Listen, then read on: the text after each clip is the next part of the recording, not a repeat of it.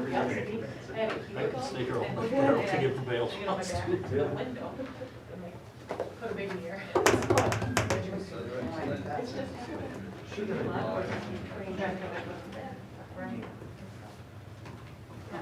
All right, Lori, we should be good. All right, it is 7:26. I would like to call this meeting to order. I apologize for the late start. Our closed sessions prior went longer than expected. Patty Jo. Roll call. Yes. Here. Roxanne? Here. Bob? Here. Katie? Bruce? Here. Catherine? Here. Myself here. District mission, together we engage, educate, and empower all learners, bridging their passions to pathways to create successful futures and positively contribute to our local and global communities. Would somebody care to make a motion to approve the agenda? I will make a motion to approve the agenda. Thank you, Bruce. Is there a second? I second it. Thank you, Patty Jo. All in favor? Aye. Any opposed? Motion carries. I have not received any notices of people wishing to make a public comment. I have not either. So moving on to number 5, the school liaison update. Officer Farrell. Thank you. Hey, is it okay just You can stand behind the podium. You got handouts, sir? Yes, I do. Okay, go ahead and start it up. Okay. Thank you. It's a weird feeling for me standing in the podium.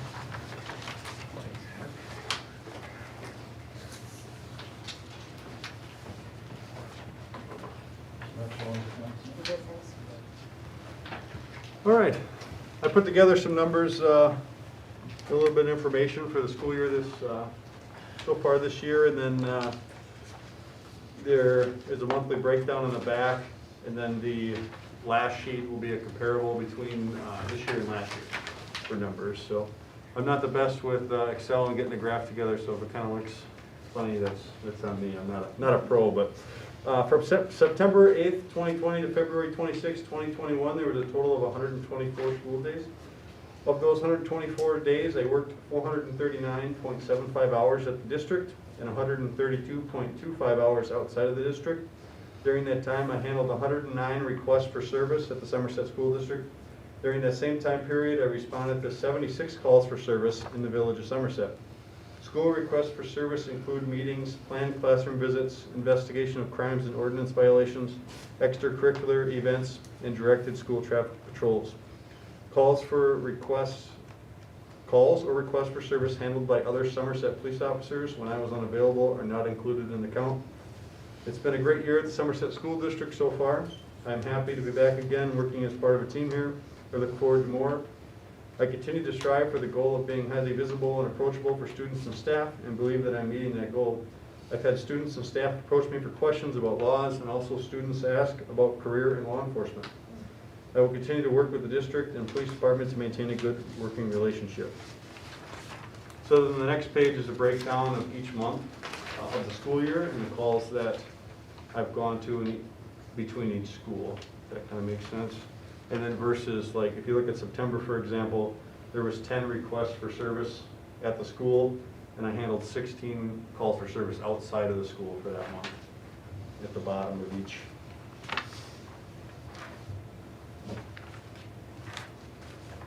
And then on that last page, the 19 to 20, there should be a note. I think in 19 and 20, I counted the actual working days versus the school days.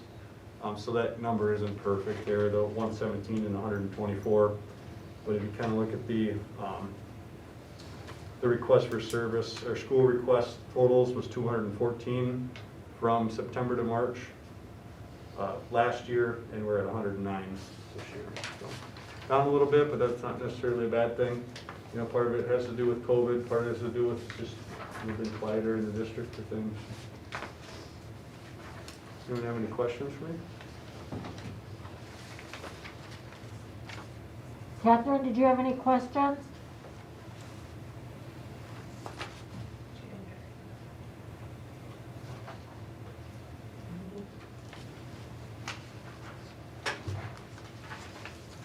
How does it, did you look to see how it stacked up back to the 18, 19 years, since it doesn't really compare to last year? Yeah, I didn't. I still could, but if I remember correctly, I didn't report it in that year, so I have to do a lot of digging to find the info. And I ended last year, this 1920 last year is only from September to March as well, so they're pretty similar. Yeah. So this is just September to March, and then you don't do the rest of the year for tracking? I certainly can, yeah. I can do the rest of the year. Last year, school was ended shortly Right. after I reported. Yeah. And this year, these dates go through the last school day in February. So that way I can pick up again going from March to the end of the year. Yeah. If you'd like, I can submit one in June. I'll likely be on family leave at the end of the school year, but I can certainly get you the info either way.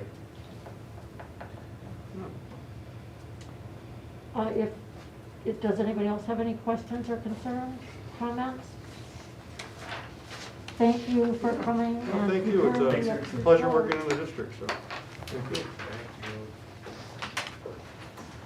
Item 6, athletic activities budget presentation. Hi, everybody.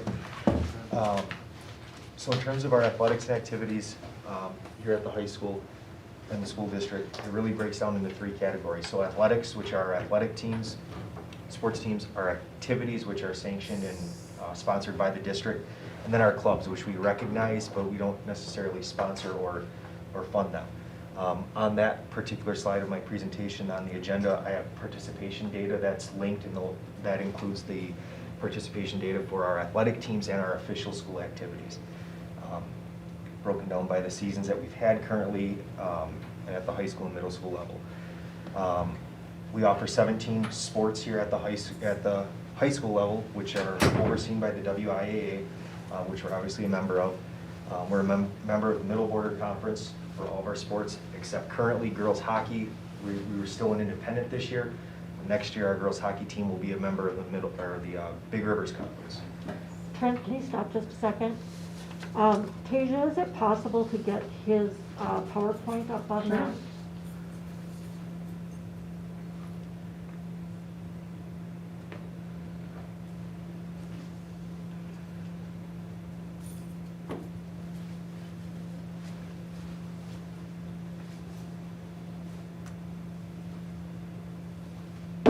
Thank you. So are you on slide 3 right now? Just finished with slide 3. So again, these are the 17 sports that we offer at the high school level. We're a member of the WIA and Middle Border Conference. Girls hockey, we're currently an independent, which means we're not a member of a conference until next year we'll be a member of the Big Rivers Conference. New Richmond joining the Big Rivers Conference kind of helped that because we co-op with them and 3 other schools for hockey. Moving to activities, slide 4. This just lists out our official school activities that we offer at the high school level. You'll notice here there's a couple that we did not offer this year just due to a variety of reasons, participants and then the makeup of those activities. Drama, as you may recall, we flip-flopped when we offered our play and our musical just based as we've been navigating COVID. Our middle school programs. Our middle school programs are athletic teams and then our official middle school activities. And then our overall budget breakdown, this is for the current school year, what we had projected. You can see 80% of it accounts at the high school athletic level. High school activities accounts for about 13%. Middle school, 6%, and middle school activities, less than 1%. Typically less than 1% of the overall district budget.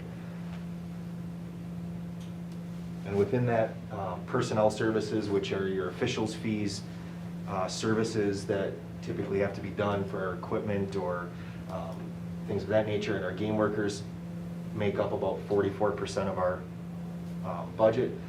Entry fees or 900 level accounts, our membership for the Middle Border Conference, entry fees for tournaments, state meals and hotels, coaching clinics, first aid and CPR training, those all account for just under 21% of our budget.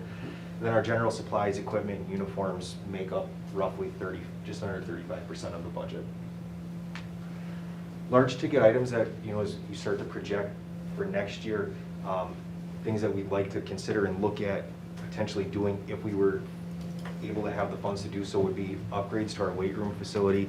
A lot of the equipment that is in there is existing from, I think, when that particular room was redesigned and opened over 20 years ago.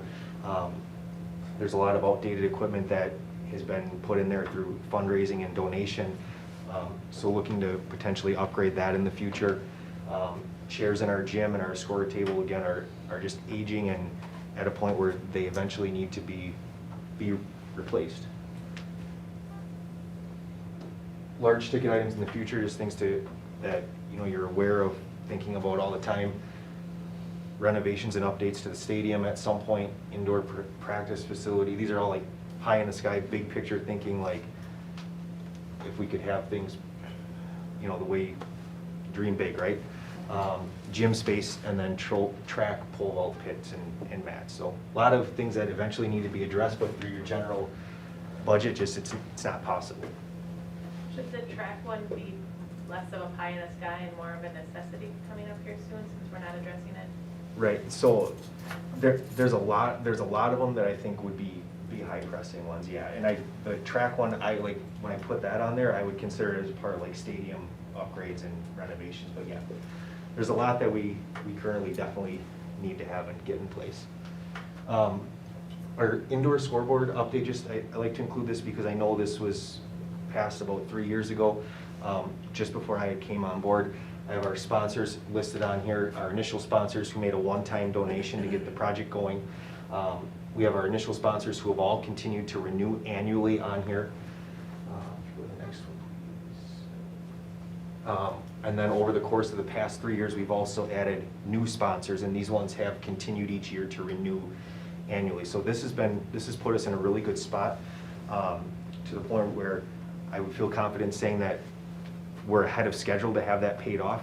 Our third payment on that should be this summer, and then our fourth and final payment would be the following summer. Again, I feel confident that we would have that paid off early, just based on the revenue we've been able to bring in for that. So especially going through COVID, through a pandemic, you never know where people are gonna be sitting with that, but the fact that we were able to have our full fall season, have our full winter season, and do all that has been great. And then in terms of revenue in a non-COVID year, you obviously have your ticket gate for football, volleyball, basketball, and wrestling. Hockey is handled separately by the rink and their ice down there. We do not charge admission for our students to get into games. And then we have sports where we don't charge admission to get into that. That's just not the standard procedure. Additional revenue that comes in is entry fees when we host tournaments or events, registration fees, concessions again in a non-COVID year. Hopefully next year we're back to normal in that realm. Fundraisers, donations, and then reimbursements that come in when our teams participate at WIAA State. There's some reimbursements that come back in for participating in those. And then hosting WIAA tournament events. I think I had that as the last slide. Just an overview over the past 2 years of the number of events that we hosted. So last year we hosted 5 events because our teams had a high seed and we were playing. And then last year we were granted 5 different events to host because we were put in for that and were selected. So last year was a really busy year. This year obviously looks a little bit different. We hosted 8 events because our teams were fortunate enough to be hosting and playing in them. And then we had 2 events that we were selected. The WIA kind of changed their approach this year for the tournament series, where usually the further along you got, they were neutral sites. But this year they changed it. They let the higher seed host basically all the way through for most sports. Hockey was an exception. Our sectional final, our boys team still played over in Baldwin. That was still a neutral site. And cross country, we were fortunate to host the sub-sectional race here, which coming into the year wasn't a thing, and then they added that event. So it's kind of the overview. Looks good. Did anybody have a question or comment? Catherine, did you have anything? No, I think I'm good. Thanks, Trevor. No problem. You don't know how many times we. Kurt's friend, yeah. He's very rarely called Oh, Trump. poor Oh, yeah. He'll answer it. Troy, Travis. Yep. I'm really wrong, Troy. Item 7, the elementary, middle, and high school budget presentations. Alright. Hi, everybody. Good evening. Thanks for having us. So, in the realm of building budgets, Paige, if you go to the next slide for me, please. We get to work with two parts of the fund. We work in Fund 10, which is classroom budgets for teachers, building supplies that we need, our common school fund money for our LMCs comes out of there. Any professional learning that we want to do, any building maintenance, that comes out of that Fund 10 piece. The other part of the money that we allocate in our buildings is our Fund 21, which is a rollover account that we don't have to have it a zero balance at the end of the year. They can go from one year to the next. These are usually our activity accounts, like student council. If grade levels have them, they will roll each year to year. Our principal accounts, which are, you know, in a regular year when we're using like a juice machine or something like that, the funds go in there. If teachers receive smaller grants, we will funnel them through there, and so then we can just put the money coming right back out that way. And then we do have others that are determined by the building need.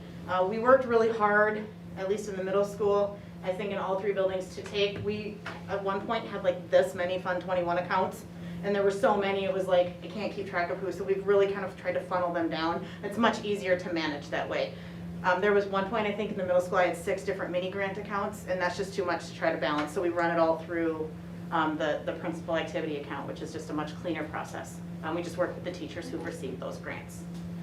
So as far as the middle school itself, because I'm just going to go right on in, so Dave tells us every year, here's what your budget's going to be, and then we divide it out as goes. So you can see the number there for the overall middle school budget. We share that in a regular year with teachers. Last spring it was a little chaotic, but that was just the way it was. So going forward, our teachers will know before they leave at the end of this year what their classroom budget will be for the fall. And so then we adjust it as needed throughout the year. Sometimes there's a new project or something that needs to be funded, and so we find the funds under that big umbrella there to fund a project. Teachers often will come in the spring and say, so I know I was at this point, I think I might need a little bit more, and we can work together with that. There's that flexibility underneath that big number to be able to do that and support it out. The common school fund in the middle school is approximately $16,000, and that looks at books and any other resources that go through that state funding to be able to support and put more books in the hands of our kids. The Office of the Principal budget, that is used on, and again, it looks a little different this year, so I'm looking forward to next year. A lot of student rewards. I'm hoping we're going to be able to have guest speakers back in the building next year so that we have them at that classroom level as well as some all-school pieces. We've really missed the ability to come together as a large group this year, and so want to be able to do that. Any kind of additional classroom support. So again, if a teacher has a special project they want to try and they're like, I just don't think my classroom budget can cover it, we work together to pull money there. Anything that has to do with the strategic plan that we're not doing on a K-12, so the Courage Retreat that I bring in every year for our 7th graders, except this year, and you know, those pieces, anything that we're working on with restorative practices that's not coming from that district level, we work to funnel that through the Office of the Principal budget.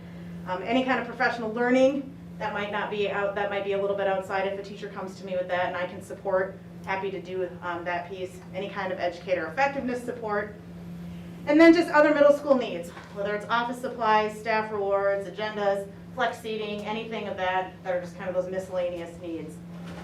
And then building maintenance, that's me working with George and then whoever comes after George to see where we're at. Right now, we're obviously sitting in really good shape because most of the building is new. There's a few pieces that we're still looking at. We do have some we're going to work to replace some of the desks and things that are much more static in nature that have come in handy this year when we've needed to work to separate, but going forward to be able to put some more of those flexible options in for our kids because the spaces they're using now are amazing.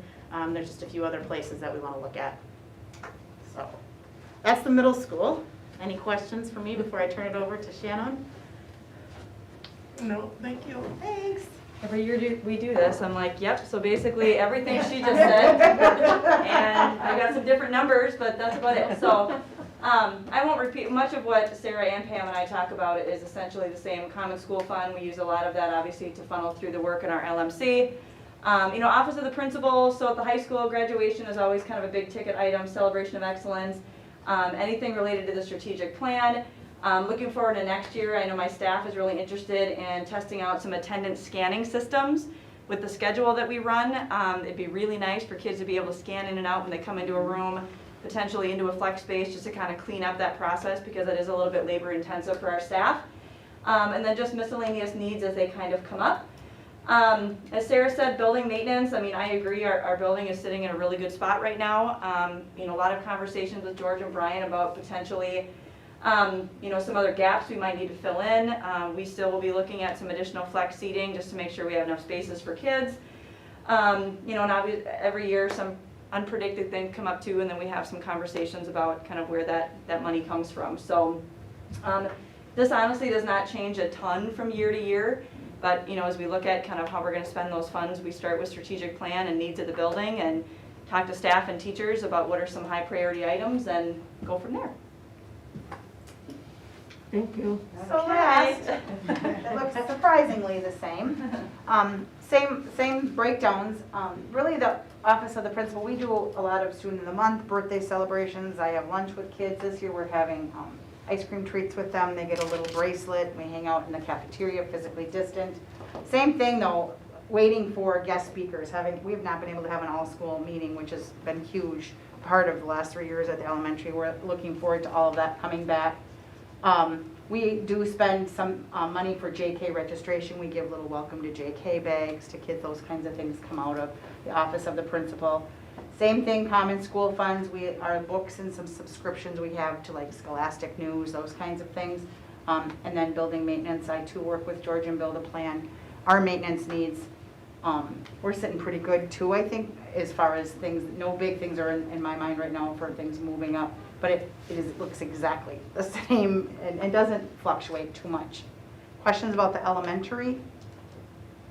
Does that building maintenance then roll over, so on the year, like this year and next year, we probably have pretty minimal? It's pretty the same. One of the things we've been like buying like new cafeteria tables, like lunch tables, those Okay. kinds of things.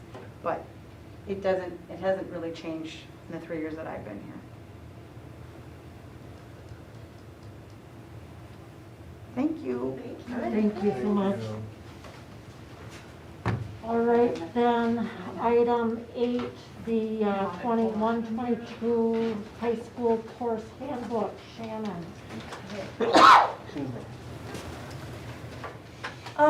Okay, so share this with you as a first reading.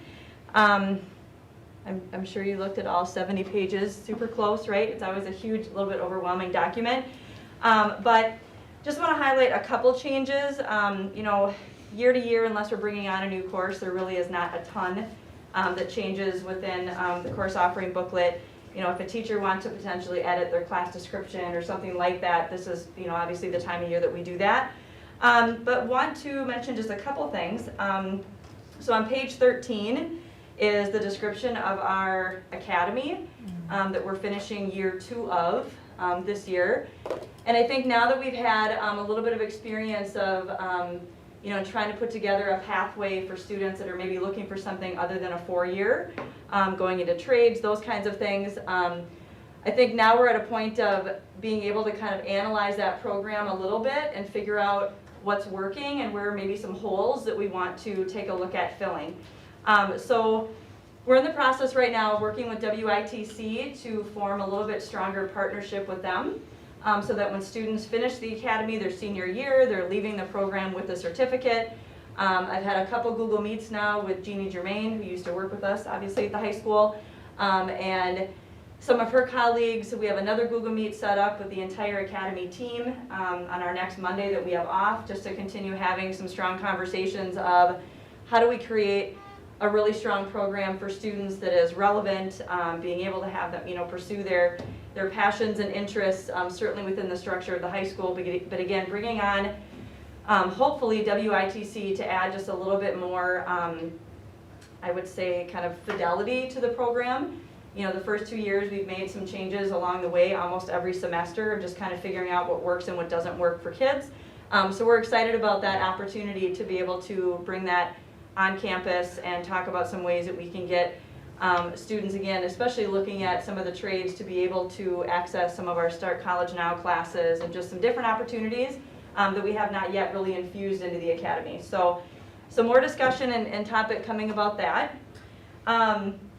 You know, as a general statement, we are not bringing on any new classes into the high school next year.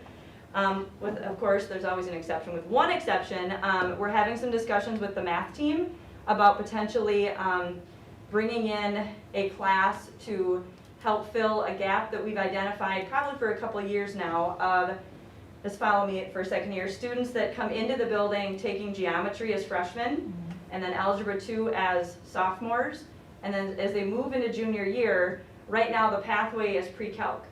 And for many kids, that choice is a great choice because they're going to go on to calculus senior year. But we also have a large chunk of kids that aren't necessarily interested in moving on to calculus. And we found that there's a little niche there that we need to figure out, again, how do we fill that gap of students that maybe aren't necessarily headed toward pre-calc or calc, but certainly need a third credit of math, and what does that look like? So that is not in here. So if we get to that point of being able to develop and bringing that on, Trish and I and the math team are kind of in conversation right now. That'd be something I'd have to bring back kind of as an addendum to this. With everything happening this year, we just didn't get it kind of figured out in time for this particular rollout. But so that's coming. And really the only other thing, last year when we had Sarah Krybeck leave when she moved to CISA, that means we were no longer able to offer our AP Econ class. So having some discussions with the Social Studies Department about bringing on an additional AP class to kind of fill that gap within the Social Studies Department. So still having a few discussions about that as well in terms of what makes sense with licensure, what makes sense with the current scope and sequence within the department. So that too may be something I will need to bring back to you, you know, for your review beyond just this. So really other than that, you know, the rest of the document was, you know, some very minor tweaks, nothing too major. This is not the document that we present to students. We have a much more student-friendly version of how kids can kind of figure out what we're offering, especially kids that are current 8th graders or even our freshmen, to help kind of plan out their path of the courses they want to take. So other than that, any questions? The weighted classes, is that, is there a different curriculum for those classes, or they just have it? No, so why they're changed this year? Yep, so those are classes that are, the outcome is college credit. So it's either our CIS class through the U of M, AP classes, we have transcripted classes through WITC.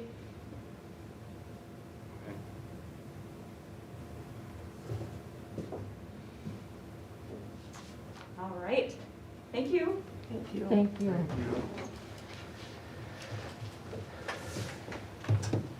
Employee handbook is next item on the agenda.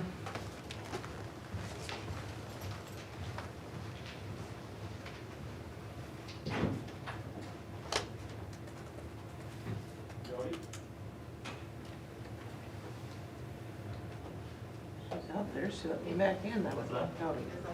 There's a delay. You want it to come up? You can bring it up. Thank you. Welcome to Walmart. Yep. You have to stay. That was in your name. Hi, Travis. See you, Troy. He gets called every T name in the book. So, this month on the agenda, we have the supervisory support staff. I sent out just a little recap on what that group is. I don't know if anybody has any questions on it. I'm here to answer them if you do. Otherwise, I think it's pretty much just cleaning up language and getting this group involved, or like implemented in the handbook, so. All right, then for the regular session at the end of the month, you'll see a cleaner version attached so it's easier to read. And then for the teacher piece, or, I'm sorry, not the teacher piece, the part 1 update, item B there. We had inadvertently left out some language, but Tasia explained it well in a memo we wrote together. We just need to put how we post vacancies district-wide for all groups in the main section of the handbook. Currently, it's kind of in each little piece, but it's the same process for the entire district, so therefore we're going to put it in section 1. So those are the 2 handbook pieces. We're making good progress. Catherine and I met with Jody and Tasia on this. Catherine, was there anything you wanted to add? Nope, I don't think so. Okay. Thank you. Yep. And so I know Dave's on his way in, so I'll step aside.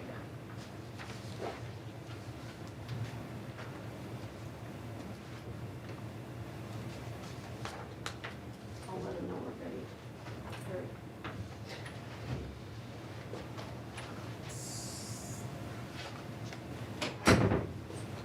So item 10, employee compensation.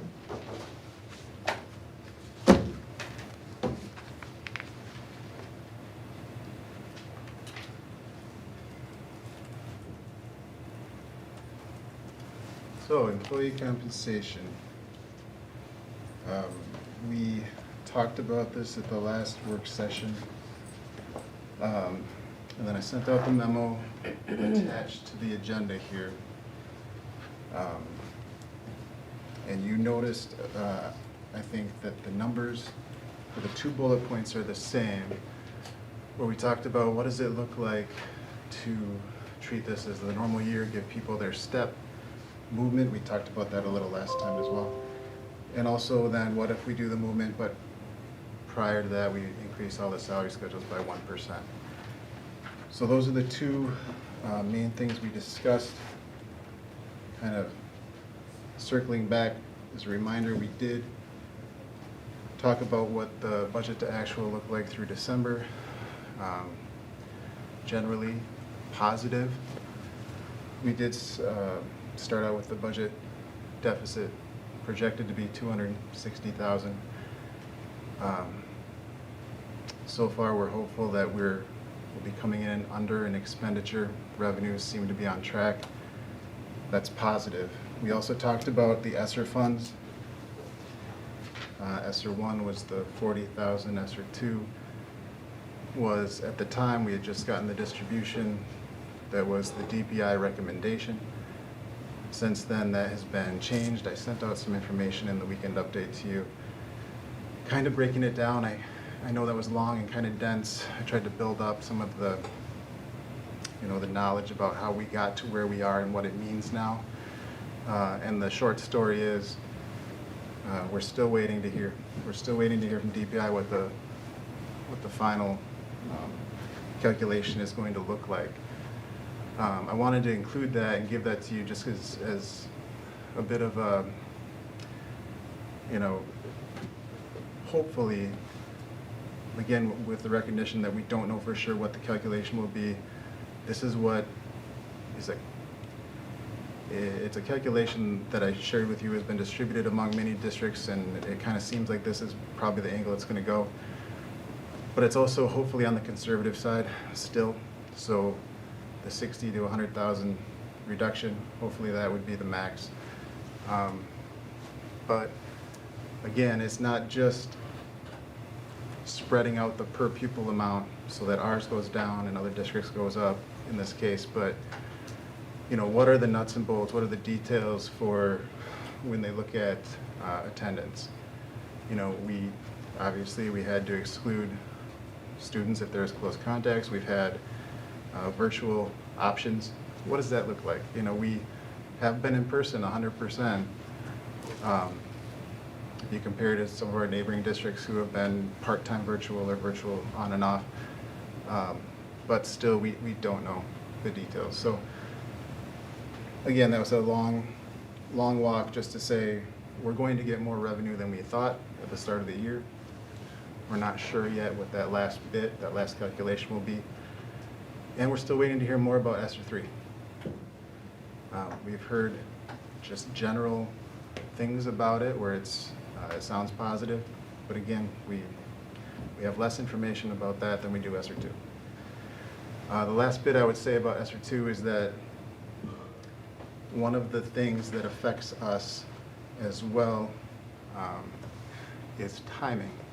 So generally, if we can receive a revenue or pay an outstanding invoice within 60 days of fiscal year end, which is the end of June, then it's a current year.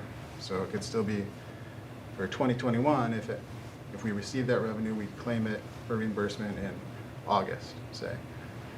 But if it gets pushed out beyond that, where the calculation isn't determined in time and the claim isn't opened in time and we can't submit our claim to get that money, then that becomes a next year revenue as well. So at the end of the day, we're still going to get it, but it could affect what our bottom line looks like this year as a one-time revenue. So all that being said and all that information being put out there, we did do a fair amount of work on some of the requests that the board put to us last time. The different scenarios, and my recommendation going forward is that we treat this like a normal year.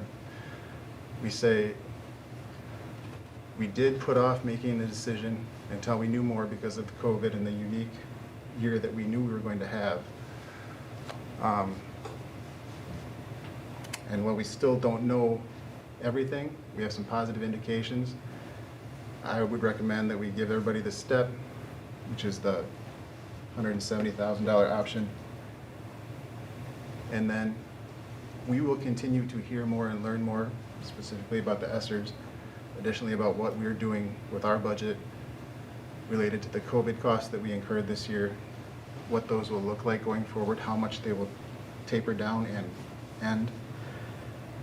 And next year, let's have the discussion where it's percentages on salary schedules again. Now, that being said, one of the requests for kind of calculating cost was, what about a one-time payment? Bob, you had mentioned what's sustainable. We want to support our staff, and we also want it to be sustainable. Then we got a request, what about a one-time payment?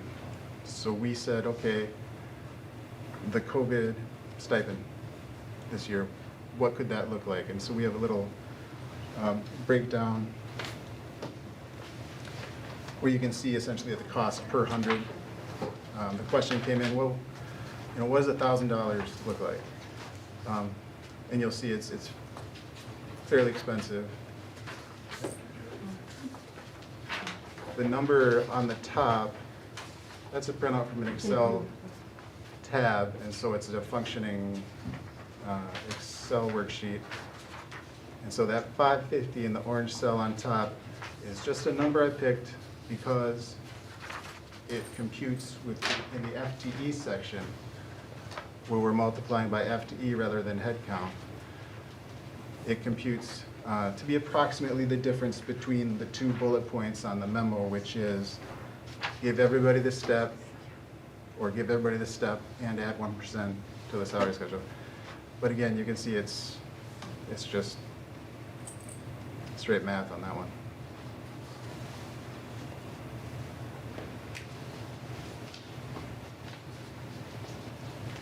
And so the blue is the FTE.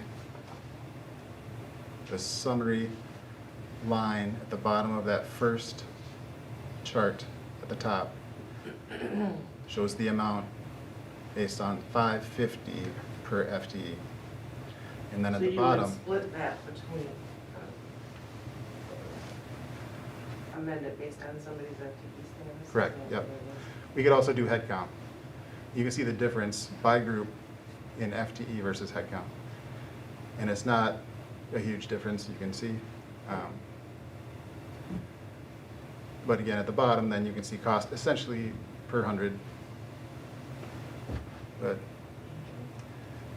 the 550 only has meaning in the sense that I said that's similar to the difference between the two bullet points in the memo.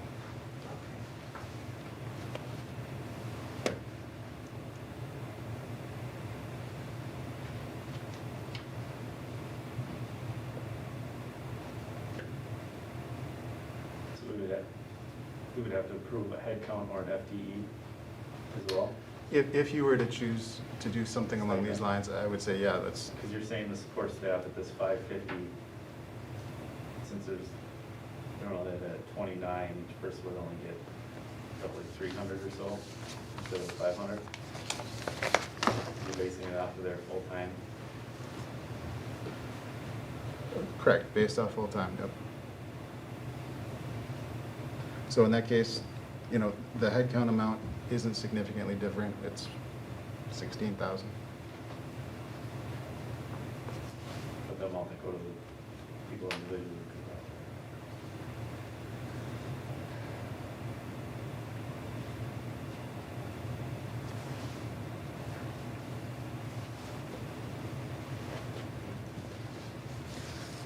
Any questions on that discussion so far? Judy, did you hand out the comments? Yep. But Mark, maybe I missed you. You've never had this. What's that? I didn't just hand you that one, but I think you already have it. Yeah, I do have this one. Does the board have this? I just handed it out. It's the white.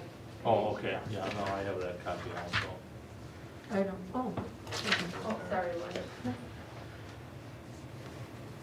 And so then the remaining requests by the board were based on the gap concept.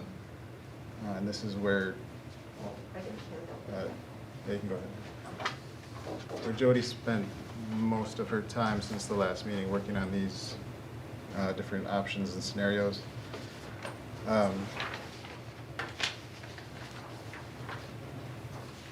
Obviously,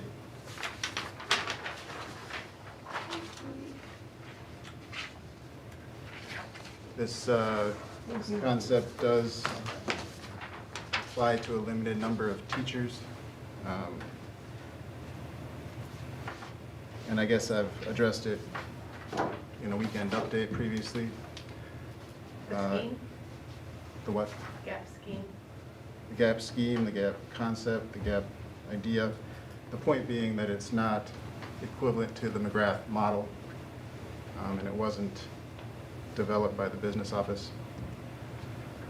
So I guess I wouldn't recommend applying gap, but if you're interested in discussion, we can get into that certainly.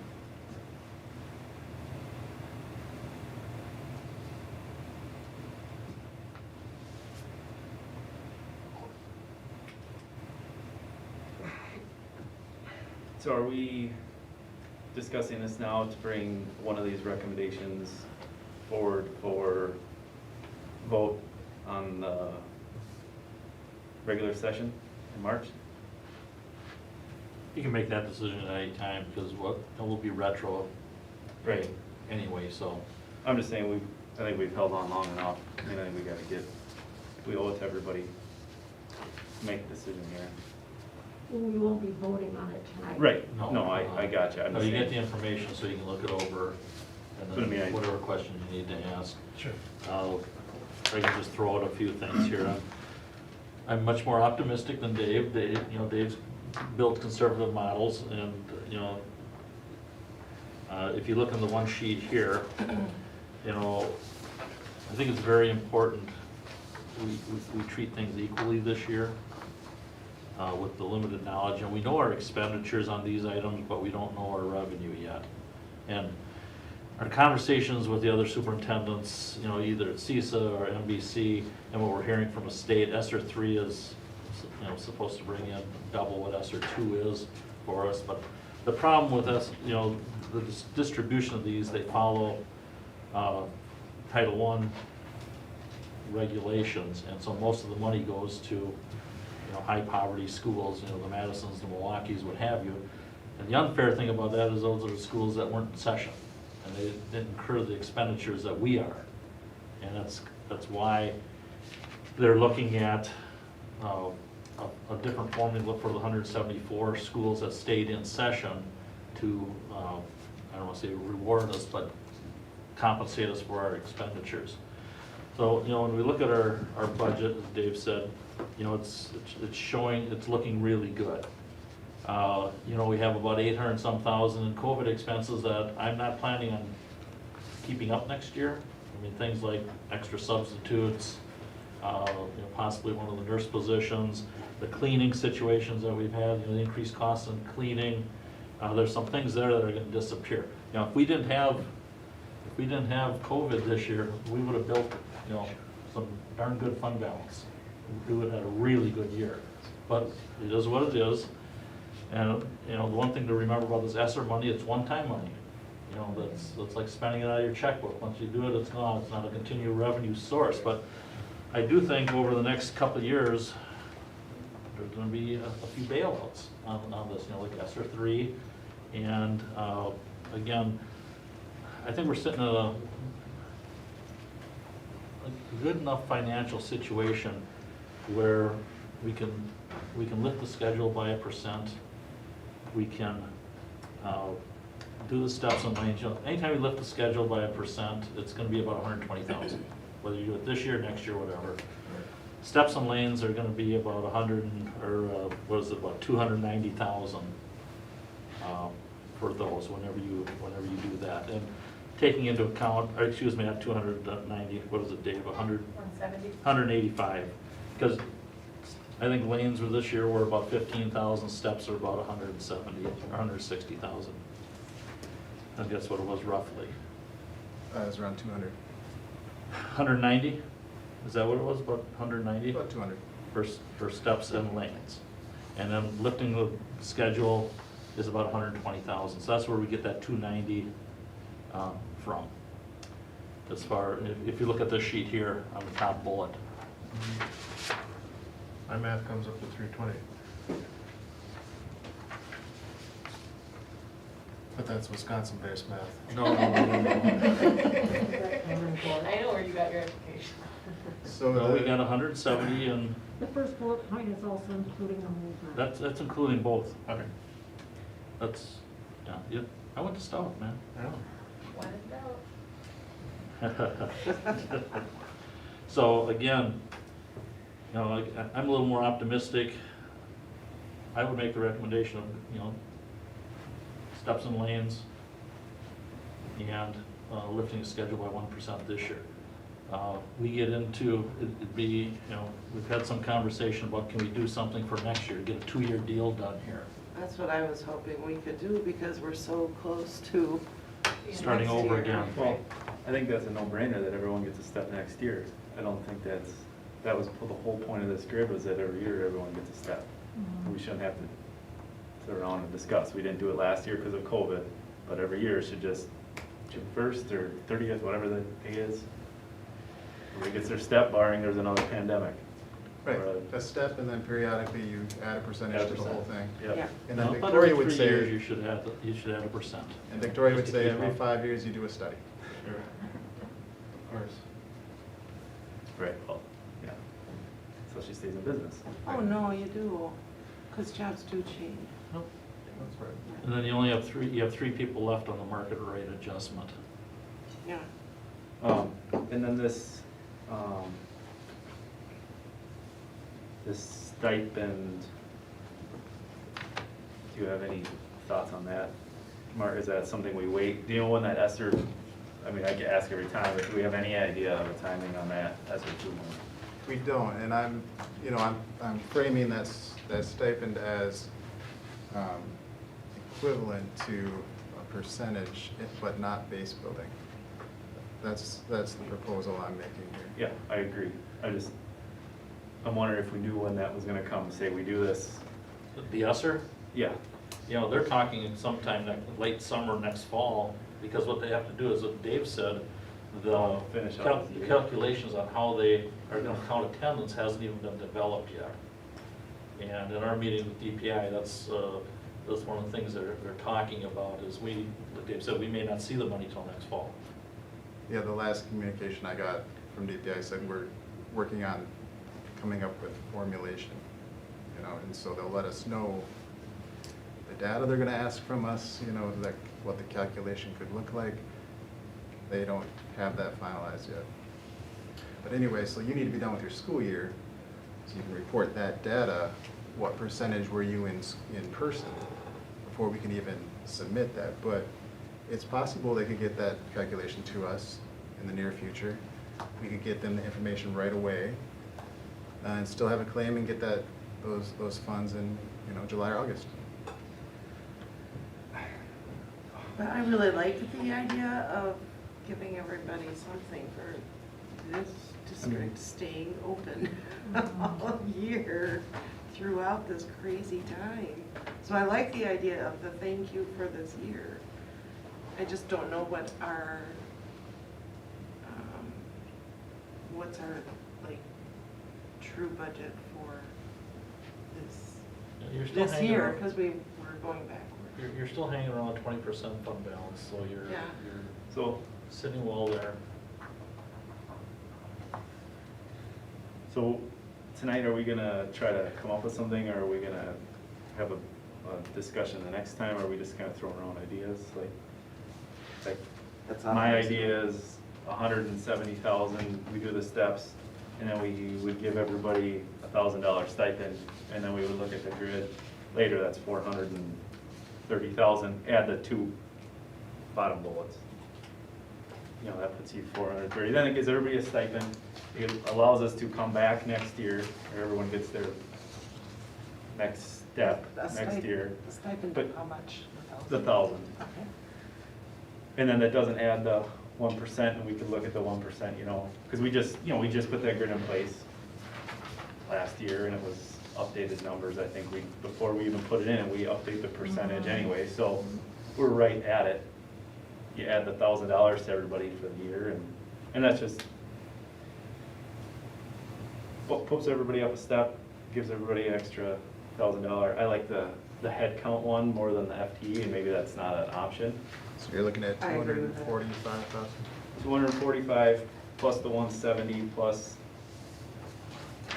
bullets 2 and 3, which is roughly 430 years. Going along with You what have we get enough to numbers answer. here to work with. Is there any other, I guess the big thing for us, is there anything else you can think of that we'd want to get numbers to you to I think look at? I appreciate all the work you've done. I mean, I think this is a ton of work. Jody and Dave, everybody asking, so. I think we'll all look at it next weeks, but. I'd like to know if we decide on something, but we don't actually get the money until the next school year, we would draw down our fund, but then when we get that ESSER money, it could replace it. Yep, right back in the general fund. We would theoretically then be budgeting a surplus to that extent, yeah. Okay. Because any surplus goes to fund balance at the end of the year. And I just would like to throw out there that I'm still looking at The gap. the gap, yes. And would like that consideration to be made. Which option?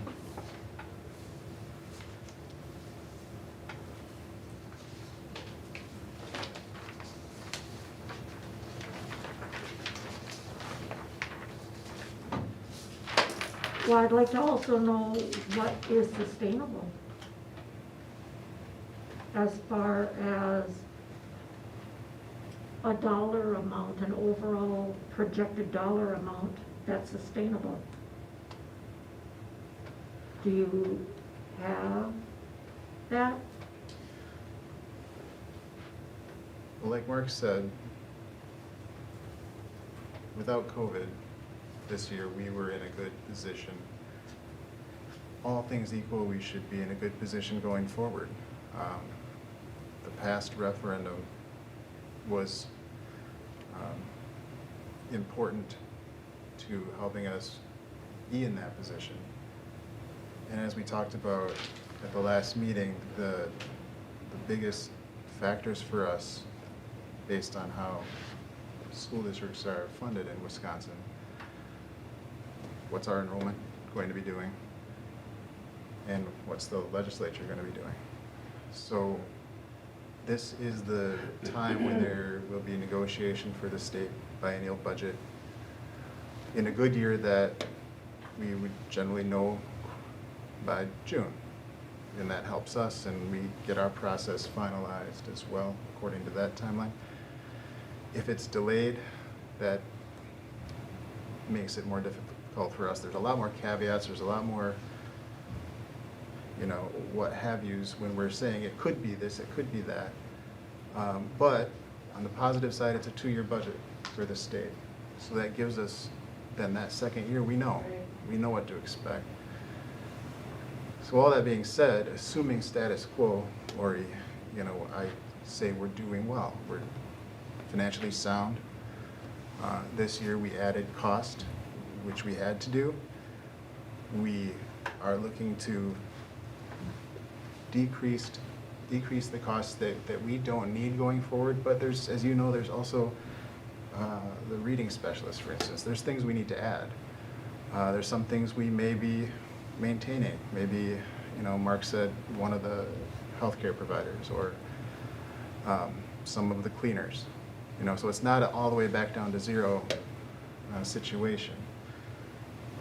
That being said, we've seen Ever's proposal. It's very positive, but the reality is we don't know what it'll look like at the end of the process. So again, my recommendation is that we delayed, but let's give everybody the step as we would have. Let's work the process out again until we know more from the state. If we get to September, then we know what our pupil count is. You know, it's the longer we wait, the more we know, and I understand that it's not ideal for people saying, I'd like to see my wage increase, I'd like to see my check change. But at the same time, we're getting that information and we're knowing, well, this fits in well. This is something we can sustain. So again, as of right now, I'm saying let's give people their step. Let's treat it like the year was normal in that regard. Bruce, you mentioned we did adopt for teachers the McGrath model for the first time last year, but we did bump it up from where she had it, 1.5%, and we did the same for the other salary schedules as well. So, you know, if you're bumping up the salary schedules every couple of years, every 2 years, what have you, you know, we did that last year. We can apply a step this year and talk again about what does percentage look like next year. I don't want to be running up. I mean, the whole point of the referendum, one of the items was deferred maintenance, having a budget, so we had money set aside for some of this stuff. I mean, like the track you brought up tonight. Yep. I mean, we know you're probably not going to get a referendum passed. I mean, we hope we'd like to, but that's something that is that immediate thing where some of this money that we're away, instead of paying for additional staff or raises, we're supposed to kind of be getting that money for fixing things later, you know, deferred maintenance budget. I thought was part of it. It was part of it, but part of it was the fact that we were losing so many of our staff. Yeah, and that's true. I really struggle with the gap. I've been wavering, I've been on both sides, I've heard over and over, I kind of want to move past it because it really gets to be a sticking point. And I understand where things are and how people look at it, but we've given people raises, we've got a salary schedule put in place for a reason. Every year that this comes up, it just seems to be contentious, and I want to move past this and just kind of be done with it. I mean, I think everybody does.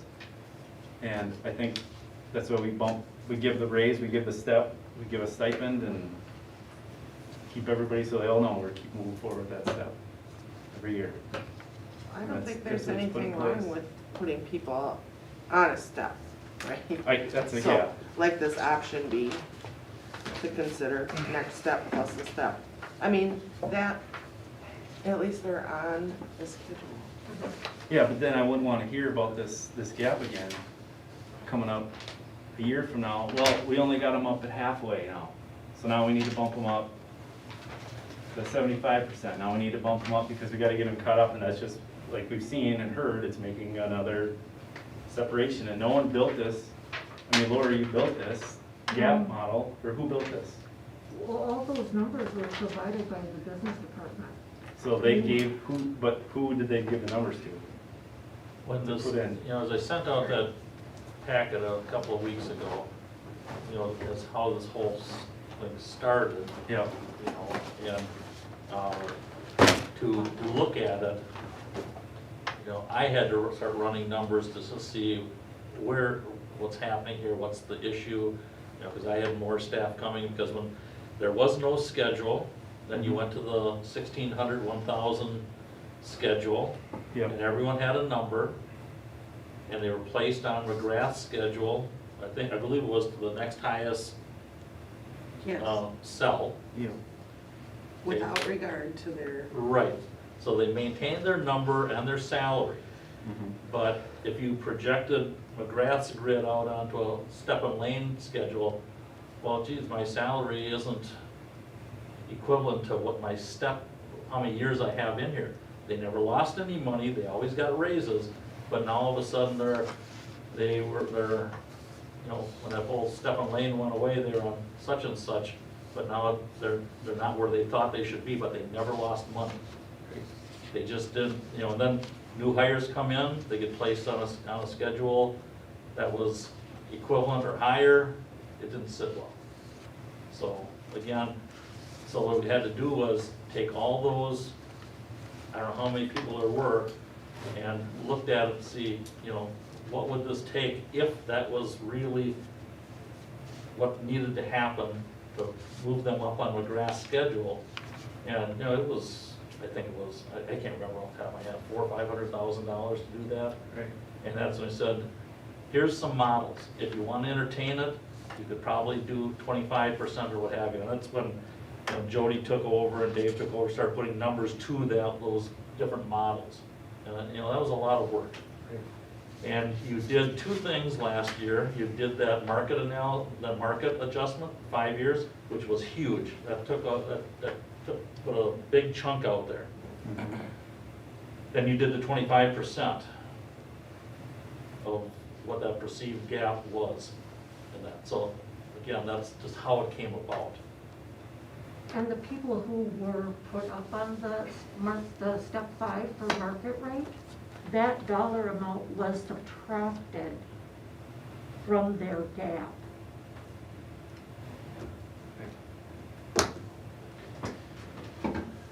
Well, are we gonna go through much of this? We're 3.5 hours into the night. Part of my concern was getting to this point with the time that we're at right now.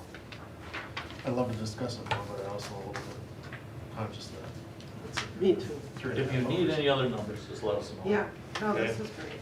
So this will come back to the next board meeting. The next item on the agenda Thanks, is Dave. the policy update. There's 11 of them. The first two are Neola recommendations only.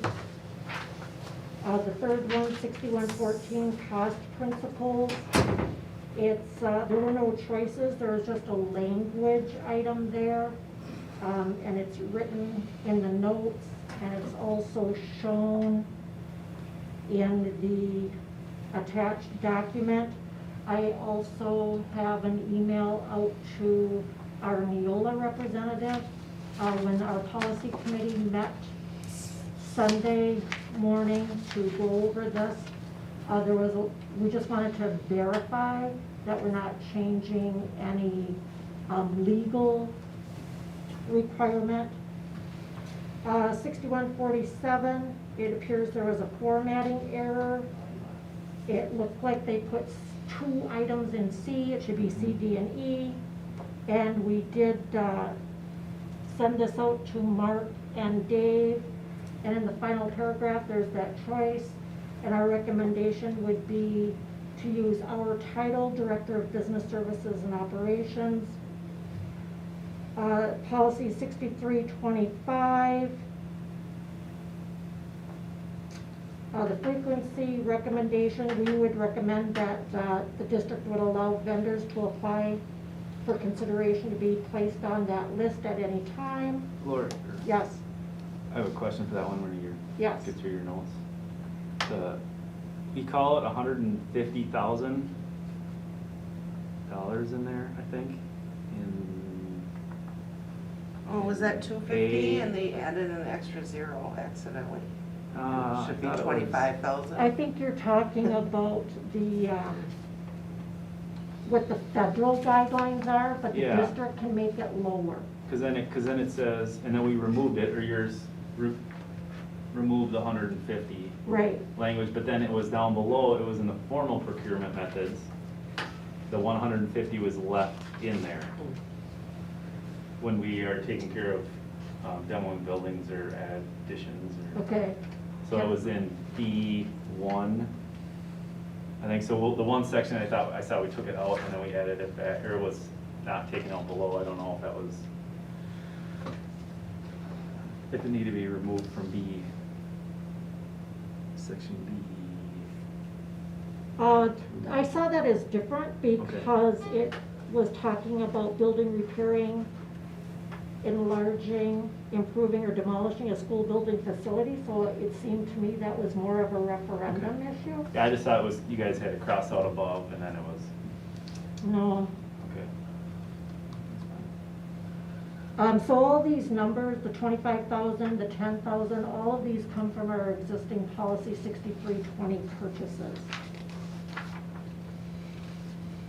And then 6423, just adding the language about if any finance charges or interest assessed.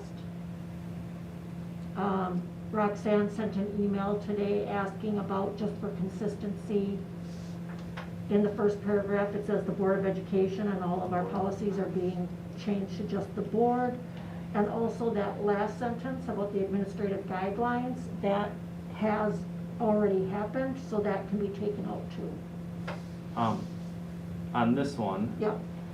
Can I ask just maybe a general question? Sure. You're saying that I've heard we've incurred costs when people don't turn, well, who's paying these credit cards? I guess, doesn't the district pay the credit card?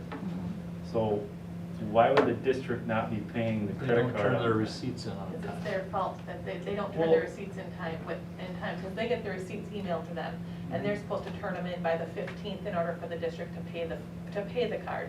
They don't turn it in, so then the next month, we get a fee on it when we shouldn't have gotten a fee, because they should have turned it in. But I'm just wondering, why doesn't the district just pay it? And then,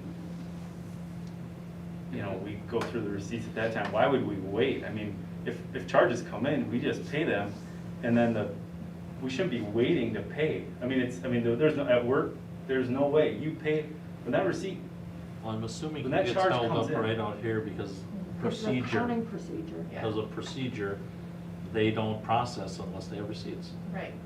It's kind of one of our checks and balances. Yeah. but I understand, we talked I think about that it, should but it would be, have to be a I think policy if or a charge procedure. comes in, we should just, that card should be paid every single month, no matter if we have the receipts or not. Granted, I agree. I get it, but you're gonna have a receipt, maybe we have to go back and get reimbursed from somebody but that we should not be getting finance charges and passing them on to somebody for waiting for a receipt. This is something that we talked about, including garnishing, I've taken it directly from a check if they're incurred for these reasons. We were told to just put it in, or it was recommended to put it in policy so that people will pay it, or that it'll at least give people more incentive to turn their receipts in on time. We've all lost receipts. That thing should still be just paid, in my opinion.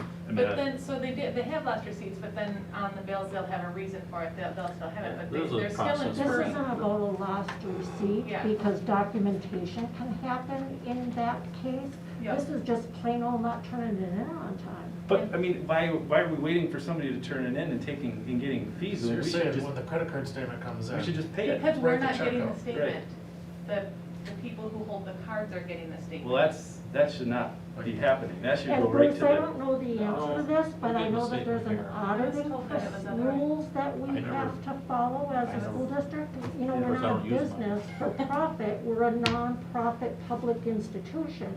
And there's probably auditing rules that have, and accounting procedures that need to be done differently. Okay, I mean, yeah, you're. I will find out. Okay, thanks. There you go. And then two, I'm still not a supporter of the meals thing in here that we put in and that we kind of talked about. Purchase of meals or food at the district card is permitted only when overnight stay is required. I would still, this is my opinion again, I would still like the staff to be able to buy lunch for the teachers when they're here for certain things. I know. Well, they I know- can. But it comes out of their personal account. Yeah, well, I just don't agree with that one, and I can't remember what I did before, but, Well, we just voted on it. yeah, I know, but I mean, here's the problem, is how many times, is this the second time we've talked about this use of credit cards, or the third time? I swear we've had it on a couple different times this year. Yeah. And I think we're beating a dead horse, and I guess obviously we found some issues with something, but to nitpick it and keep What one are you talking about? this use of credit cards, and we keep talking about We're it. responsible for the tax, we're responsible, and I understand what you're saying, it does feel nitpicky to me as treasurer, Yeah. but it's not our money, it's taxpayer money, and we have to be accountable. I mean, I get it, I feel nitpicky, and I'm not a nitpicky person at all, but I can't justify multiple $36 fees that could be applied Yeah, I'll elsewhere Mark in will our look into district. that. Well, we can move on, and I guess we can talk about it when it comes back, again, after Mark finds out some of that stuff. I'll find out the process on that. Policy 7230, gifts, grants, and bequests. I ran that one by Dave. He suggested that we change in paragraph 6 that it shall be submitted to the district's business office prior to purchase. Right now it says the board. 7440.03 is a new policy, small unmanned aircraft systems. Where'd that one come from? Well, it's, these, what do you call them? Drones. Drones are being used more and more, and there's restrictions on them from WIA and different things that would, basically, I think we're saying here in the options that if they With get district permission. approval, We can use it, that's it. and then people come on weekends, they want a place to fly them and things like that, which, So we'd say no to the people, it just, So we can't drone fly in the district for survey reasons? With district yes, approval. you got permission. Okay. it's like Mark and We Johnson did had their not pick drone. ban it. Oh, right.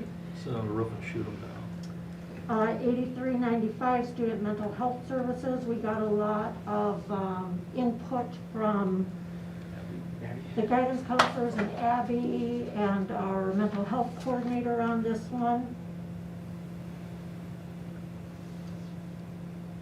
And then 8410, crisis intervention. Same thing, we ran that one by Abby. Choose a second option with agencies. And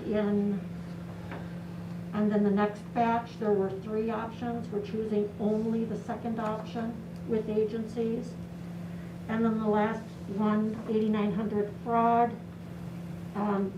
Some language additions, changes to the 3rd paragraph, following chain of command in, depending on where the fraud is occurring. And this language is also consistent with language in other policies. So is the updated one the one that is attached to the minutes right now, or is it yours? And I don't believe it is attached to the minutes, it's in the email that I sent you. Yep, I saw that. So right now, it's to the district administrator or the board president when the fraud concerns the district administrator. Correct. That was in the So- old, So isn't our chain of command still the supervisor to the DA or the district administrator, and then the district administrator to the board? Yep. So why would we have the supervisor go to the district administrator and the board Unless share I'm the causer separately? of the fraud, then it would skip me and go right to the board. Right, but that's not how it reads in the It says orders. that the supervisor would then immediately notify the district administrator and the board president. If the allegation of fraud involves a supervisor, the employee must report it to the district administrator, who then immediately notifies the board president. And if the allegation of fraud involves the district administrator, the employee must report it to the board president. I just think fraud is important in the examples that they gave of it, that it be go to both of them. I know that's how I feel. Yeah, and I don't know, I like how it reads now. That, I mean, if obviously if it involves the district administrator, it goes to the board president, but if it, I guess, I mean, I don't know, what was your feeling on going to, I obviously you said it, since it's Yeah, important enough you to know, go the to. policy committee discussed it, and this was the consensus. But not board approved. Right. No, but if, like this, and I don't know if I'm missing something here, but issues if they don't come this way first and they go right to the board, it kind of takes the board out of the, being the judge and jury type in that position, if you follow what I'm saying. Like anything that we do, if board members are investigating or doing whatever, then when it comes back to the board for action, it kind of disqualifies some people because they're too involved in the actual nuts and bolts of what happened, if you're following what I'm. Well, and I don't want to be Didn't have notified. anything on the board, it was literally just to Just make the sure that the president. president and the admin are working Yeah, together. yeah, That's all it and that's is. the way it should be. Yeah, that's Just all it is. notification. Yeah. But I just want to make sure, are we, Mark, are you good with the supervisor and the board president? Or should it continue to go through Mark to the board president?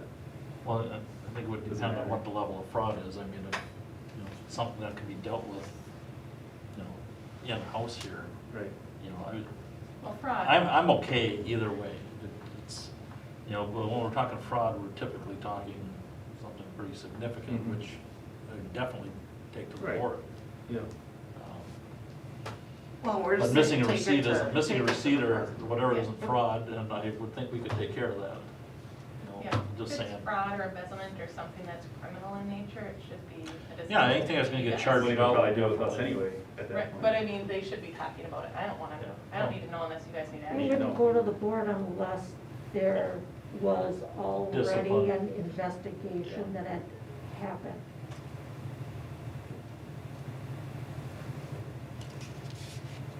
Any other questions on the first readings of the policies? All right, these will come back.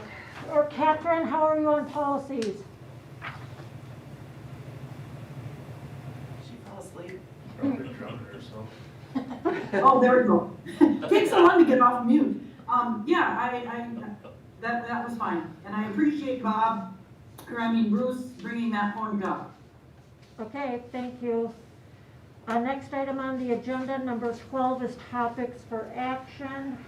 The reason the policy updates are on there is we voted on these last time, but apparently we did not get an official motion made, reported by a person or a second.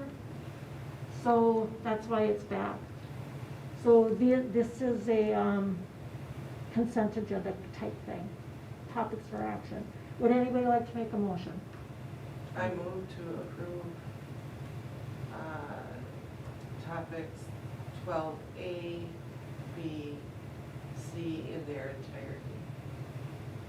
Second that. Okay, Katie's made a motion, Bruce has seconded. Is there any discussion on item 12, any of those items? All in favor? Aye. Any opposed? Motion carries. Once we're on the table, Catherine, did you have anything?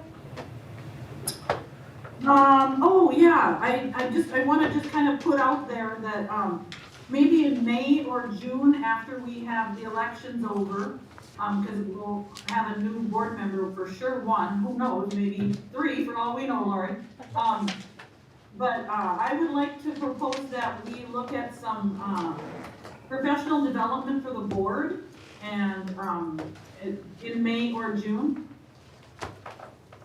Okay, thank you. Patty Jo? We had a lot of teams competing in state, but one state champion, so I'd like to say congratulations to Thank you. Keisha and the cheer team for bringing that home for Somerset. Thank you.